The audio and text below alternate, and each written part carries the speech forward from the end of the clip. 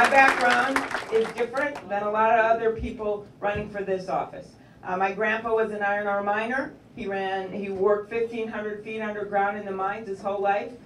He never got to graduate from high school, even though he was a good student, because he had 9 brothers and sisters, and he was the oldest boy, and his parents were sick. They died. He worked underground every single day. Youngest sister, Hannah, they had to bring her to an orphanage in Duluth. She was 8 years old. He vowed he would get her, and 2 years later, he borrowed his Chevy, and he went and he got her and he brought her back. He married my grandma. They had 2 kids, my Uncle Dick and my dad. And my dad was the first one to go to college because my grandpa saved money in a coffee can to send him to a 2-year community college. He got his 2-year degree, and then he went to the University of Minnesota. Okay, not as good as the University of Iowa. So he goes to the University of Minnesota. He gets his 4-year journalism degree. He goes from this ramshackle mining town to interview everyone from Chicago Bears coach Mike Ditka to Ginger Rogers. Okay, that's the American dream. Then we go to my mom, who grew up in Milwaukee, the site of our 2020 Democratic Convention, by the way. Grew up there. She had poor, she wanted to make her way in the world, and she looked over the border to Minnesota because they had, our union friends, stronger unions, all right? She went over there and she became a teacher, and she taught 2nd grade until she was 70 years old. And I still meet people that say my mom was their favorite teacher. And her favorite thing that she taught was the monarch butterfly unit, as we see the spring coming.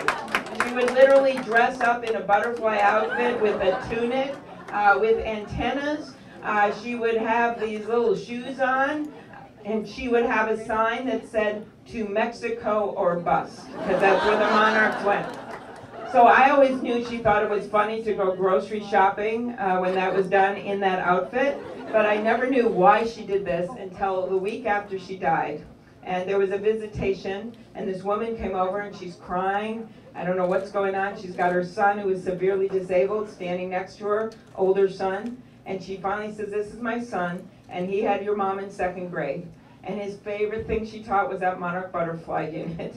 He loved monarch butterflies. And when he graduated from high school, he got a job bagging groceries at that store around the corner.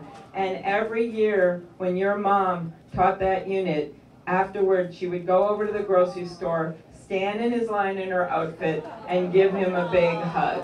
So that was my mom.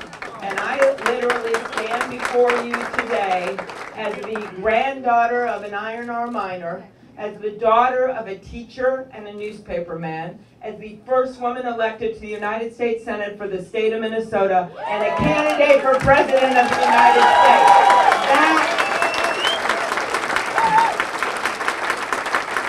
That is what this country is about. It is a country of shared dreams and shared prosperity. It is a country where no matter where you come from, or who you look like, or who you love, you can be President of the United States.